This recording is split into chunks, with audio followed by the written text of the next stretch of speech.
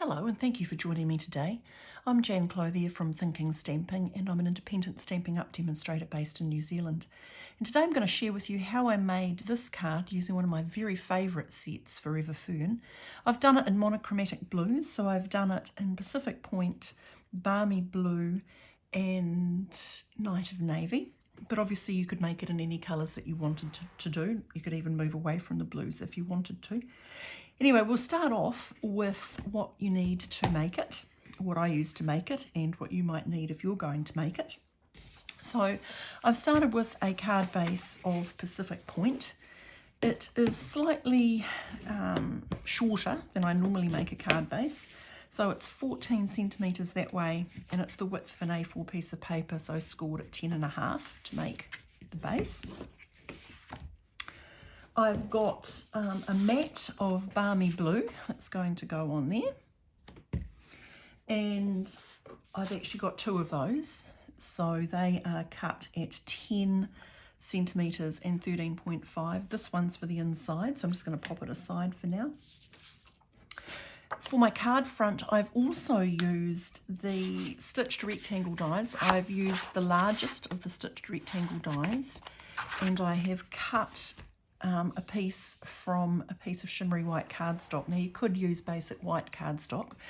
I've chosen to use shimmery cardstock because I like the sort of the underlying glittery look, and I particularly wanted that for this card, but that's an optional thing. And I have cut an identical piece out of basic white, again, to use for my inside later on.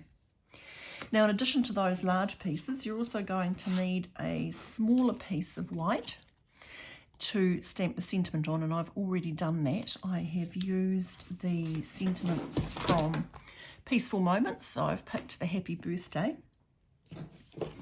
and I used the coordinating painted label to cut it out with. And I used that label there because I really like it. I like the way it gives you that sort of slightly beveled edge. So it gives you detail without being in your face. Also, I have die cut two pieces of foliage, one in Balmy Blue and one in white. And that is from the Forever Flourishing dies, and they are the ones that actually coordinate with Forever Fern. Now when these two things first came out, obviously they were a bundle. They're no longer a bundle, but they are both still available. So that's all the bits and pieces that you need. Oh, in addition, I suppose you also need some ribbon. I've used the white crinkle seam binding because I like the way it ties and folds. Again, you could use whatever narrow ribbon that you want to use. So let's get started, and we're going to start off by working up this piece of shimmery cardstock into this stamped background. So you're going to need some blending brushes, and I have used, I keep my blending brushes in colour family, so I've got one that I use for all the blues. And I'm going to start off with Balmy Blue. And I'm just going to pretty much randomly put some Balmy Blue onto my shimmery cardstock.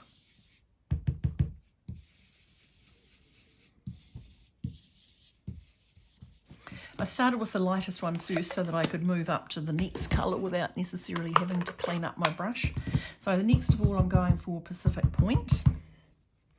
And again, I'm just going to add in random bits of Pacific Point. And I'm sticking pretty much to the middle with these because I want to come in, actually I'm going to go back, I am going to go back to my lightest colour. And just add in a little bit more up there, perhaps a little bit more down there. And then I'm going to finish off with Night of Navy because it's the darkest colour. I'm just going to go around the outside with that.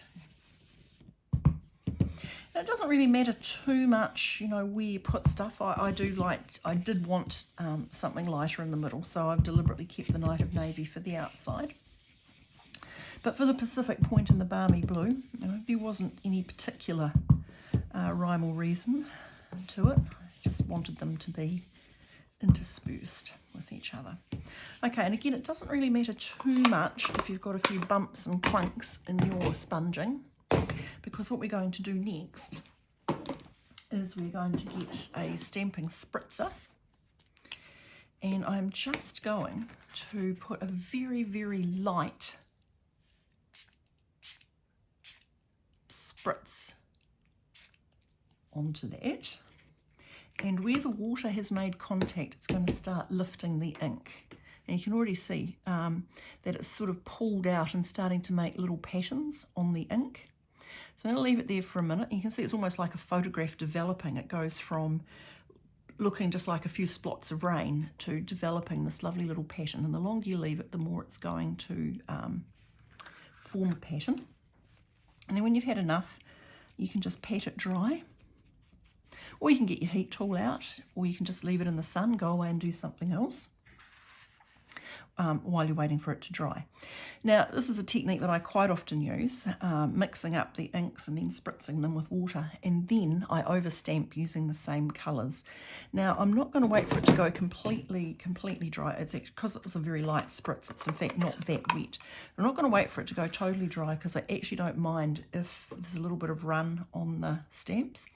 So I'm using this spray foliage from Forever Fern, so it's that one.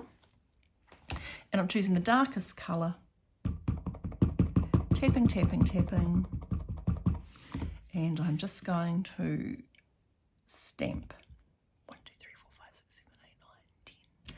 I do the little 1, 2, 3, 4, 5, 6, 7, 8, 9, 10, just so the ink's got time to transfer, and you increase your chances of getting a good image if you press firmly and just leave the ink long enough to move off your stamp and onto your paper.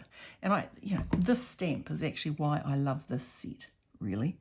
It's just so satisfying to stamp with. The beautiful images, the beautiful detailing on the leaves. It's just beautiful.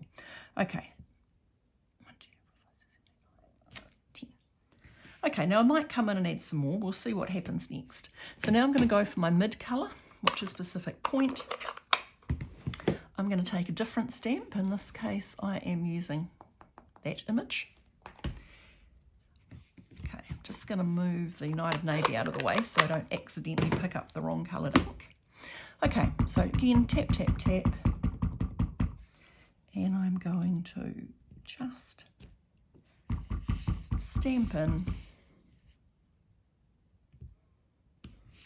some of this.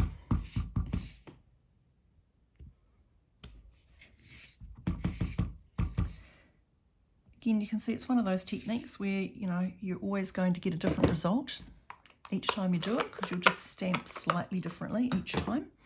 Now, just to finish that off, I am going to use the lightest colour, which is Balmy Blue, and I'm going to use that tiny splatter stamp, and I'm just going to go in there and use it to fill up the gaps.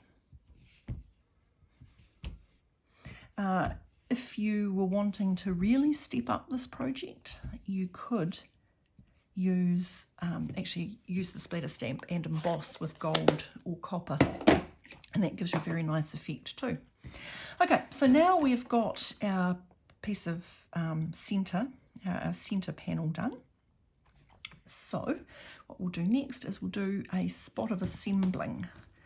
So I'm going to get one of these panels of Balmy Blue.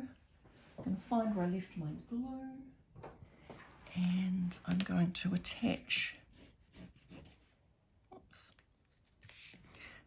my panel, my decorated and stamped panel, to the Balmy Blue. And if you've watched me before, you know I'm a glue girl, because I do like just that little wiggle room time that using glue gives you to straighten things up. Okay, so I'm doing that, And then you'll see in my finished card, I've actually got ribbon going in behind the sentiment. So what I'm going to do there is I'm going to get my Stampin' Seal, and I'm just going to put a little strip about where I think the ribbon's going to go, and that's going to act like a little tacking anchor for my ribbon so I can get it straight and attached. Actually, I want it a bit lower than that. Okay. And we'll just trim that off. Okay. Just check that's where I do want it. Yes. And so now I'm going to glue, and I'm just going to make sure I put some glue where the ends of the ribbon are, because I used the Stampin' Seal more like a tacking thread. So I don't want it to come unattached at an inappropriate moment. So I'm going to make sure, that's why I made sure I put a little bit of glue on the ends of the ribbon. And then I'm going to, again, use my glue wiggle room just to make sure I've got that right. Yes, lovely. Now I'm going to take these little maidenhair fern foliage that I die cut earlier, and I'm going to use that to back in my sentiment. Now when I did it the first time round, I decided that it was a little bit, the white was just a little bit stark.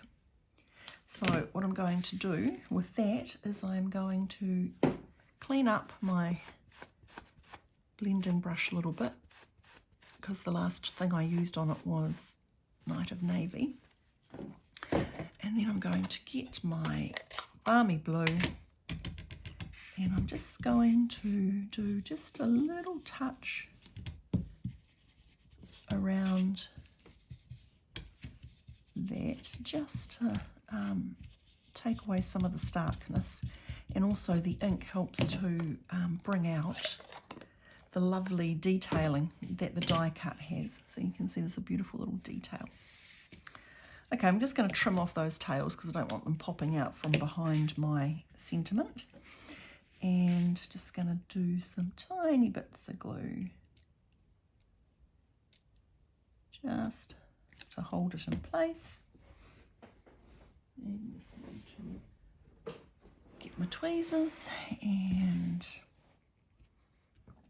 pop it in. She might just move it over a wee bit. Okay, and now I'm going to do the same thing with the white one. Just add in enough little dibbles of glue that's going to hold it. Okay. Nice bit of detail. And now I'm going to dimensional up my sentiment. And, oops, I've only got minis, hang on. Here they are. Now, if you've watched me before, again, you know that I err on the side of extravagance when it comes to dimensionals, because I do not like things to sag in the middle when you come back to give away the card and you find that, you know, everything's drooped. So, you know, if you don't like to use that many dimensionals, you don't have to. It's just a personal foible of mine. So I've got my dimensionals. And now I'm just going to add that off to one side because I still need room to add my bow. So what I'm going to do now is I'm going to cut myself about a generous 20 centimetres. And then I'm just going to tuck that under, come through. There we go. And tie my bow.